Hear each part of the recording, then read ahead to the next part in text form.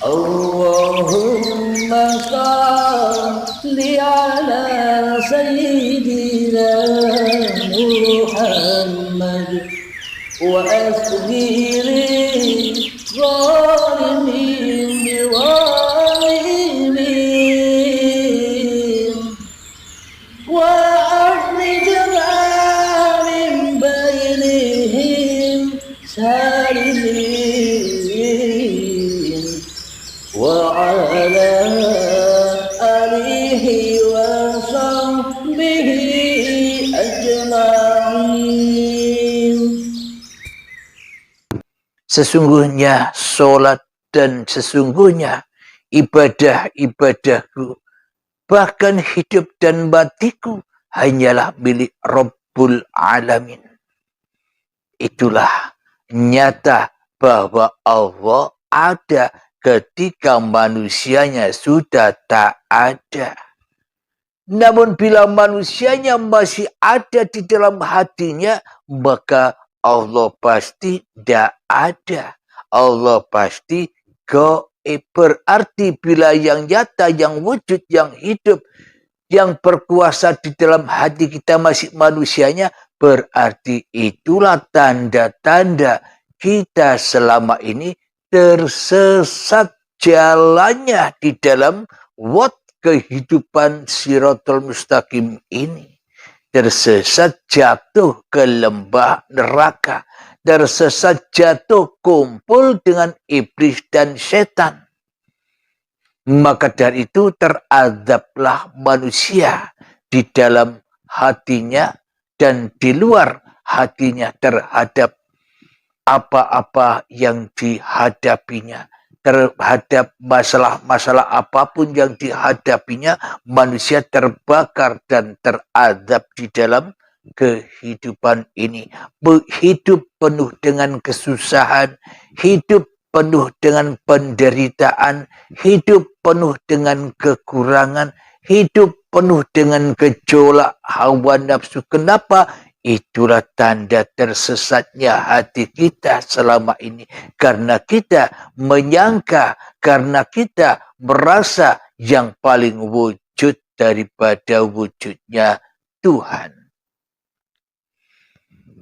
Lalu Tuhan Sang Pencipta yang menciptakan kita semua,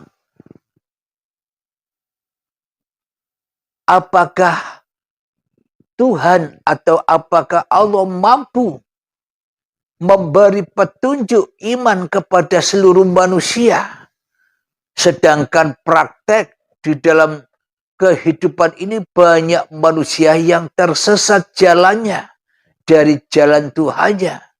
Logikanya selama ini kan seluruh manusia, bila dikatakan manusia, berarti yang ada, yang wujud, yang hidup di dalam hatinya kan manusia. Berarti seluruh manusia selama ini tersesat jalannya karena masih ada manusianya. Karena masih wujud manusianya di dalam hatinya daripada wujud Tuhannya. Apakah Tuhan, apakah Allah tidak bisa menjadikan manusia beriman? Ya bisa. Seluruh manusia itu kan datang dan pergi. Seluruh manusia itu kan dihidupkan dan dimatikan. Seluruh manusia itu kan didatangkan dan dipulangkan. Seluruhnya nanti ya ketemu jalan pulang. Meskipun dengan keterpaksaan, meskipun dengan kesakitan, meskipun dengan penderitaan di dalam pengembaliannya. Jadi di dunia ini tanda-tanda orang yang tersesat dan tanda-tanda orang yang selamat itu yang bagaimana? Tanda-tanda orang yang tersesat itu adalah rojiun hatinya. Rojiun apa yang dikalamkannya. Rojiun pulang apa yang menjadi pendapat hatinya. Pasti memihak atau pasti pulang kepada awake dewe. Ilmu, amal, kekayaan, kebanggaan, kemuliaan pulang kepada awake dewe. Itulah yang dimaksud orang-orang yang tersesat jalannya. Meskipun pakaiannya baju agama, tapi bila di dalam hatinya kita masih merasa lebih ada daripada yang ada, kita masih merasa hidup daripada hidupnya Allah, kita masih merasa nyata kedirian manusia kita dibanding Allah, yaitulah manusia yang tersesat. Ya sama, saya pun juga begitu. Bila Abdul Halimnya yang nyata di dalam hatiku, Abdul Halimnya yang hidup di dalam hatiku, ya sama-sama tersesatnya kita semua. Wahai anak cucu setan, berbangkitlah kembali kepada anak cucu Adam. Akuilah keadamanmu, akuilah Bapa Adamu. Jangan kau mengaku-aku setan sebagai keturunan-keturunanmu. Selama ini kan kita mengaku merasa lebih ada daripada Allah. Kita merasa lebih wujud daripada Allah. Kita merasa hidup daripada Allah. Itulah bukti bahwa kita selama ini jadi setan kumpul. Setan jadi anak buahnya. Setan jadi rasul-rasulnya. Setan jadi utusan-utusannya. Setan jadi pesuruh-pesuruhnya. Setan selama ini tanpa kita sadari selama ini. Itulah bukti-bukti bahwa Allah itu tak ada di dalam hati kita ketika kitanya yang masih ada. Mari kita buka di surat Yunus ayat yang ke-99. A'udzu billahi minasyaitonir rajim.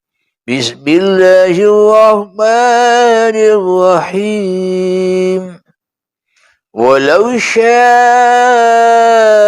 rabbuka la'amana man fil ardi kulluhum jami'a afa anta tukrihun nasa hatta yakunu mu'minin, yang artinya, dan jika Tuhanmu menghendaki, tentulah beriman semua orang yang di bumi seluruhnya. Tetapi apakah kamu hendak memaksa manusia agar mereka menjadikan orang-orang yang beriman?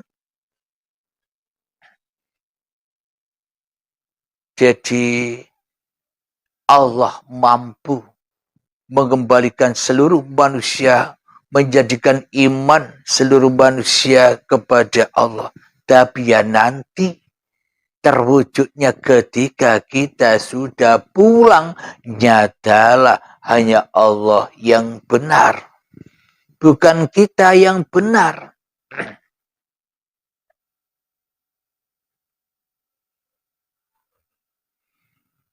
Selanjutnya Yunus ayat yang ke-100.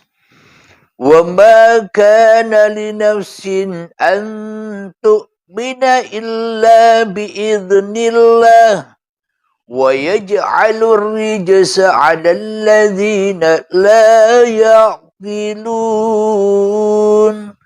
Dan tidak seorang pun akan beriman kecuali dengan izin Allah.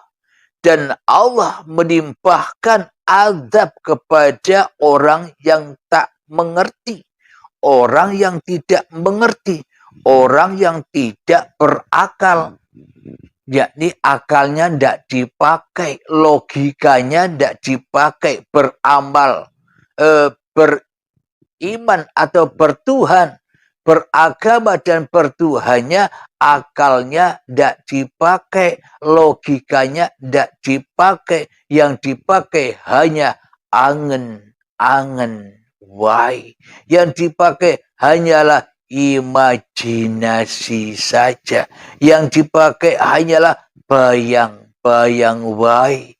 Besok ada alam kubur, besok ada siksa kubur, besok ada hari kiamat, besok ada kebangkitan, besok ada yaumul hisab, besok ada wassiratul mustaqim. Semuanya hanya angen-angen wae. Ndak nyata. Manusia selama ini pertuhankan kepada angan-angannya, ya disiksa manusianya karena tidak menyembah Tuhan, karena tidak mengabdi kepada Tuhan, karena tidak kembali kepada Tuhan, ya dihukumlah manusia di lembah jahanam dengan angan-angannya sendiri. Karena manusia mengedepankan dirinya daripada mengedepankan Tuhannya di dalam hatinya. Karena manusia selama ini menjadi pemimpin-pemimpin dunia dan menjadi pemimpin-pemimpin dirinya sendiri di dalam hatinya. Maka tersesatlah manusia. Kapan manusia bisa kembali kepada Allah? Ya nunggu baiatul akbar dengan izin Allah. Dengan izin Allah berarti yang mengizini Allah apa manusia. Bila masih manusia yang merasa melakukan segala hal dan segala sesuatu, ya berarti ya belum diizinkan Allah. Kenapa? Karena manusianya mentiadakan Allah. Apa makna dari izin Allah itu? Ketika manusianya sudah tak mampu lagi melakukan apa-apa, berarti manusianya sudah tak mampu lagi mewujudkan dirinya, berarti manusia sudah tak mampu lagi menghidupkan dirinya, berarti bila manusianya tak mampu lagi menguasai dirinya, ketika manusianya sudah tak mampu lagi sholat, ibadah, berilmu dan berjalan dan sebagainya, maka semua kembali kepada izin Allah. Itulah yang dimaksud izin Allah. Ketika kita tidak mengizinkan hawa nafsu kita sendiri yang jadi Tuhan di dalam hati kita. Alhamdulillahirrabbilalamin. Semoga yang hanya sebentar ini bisa menambah wawasan kita di dalam bertuhan, menambah kesadaran kita, membangunkan dari tidur yang panjang diri kita selama ini. Semoga kita disegerakan mendapat izinnya Allah daripada mendapatkan izinnya syaitan laknatullah. Alhamdulillahirrabbilalamin. Mari kita akhiri dengan salawat dari mintaful bala.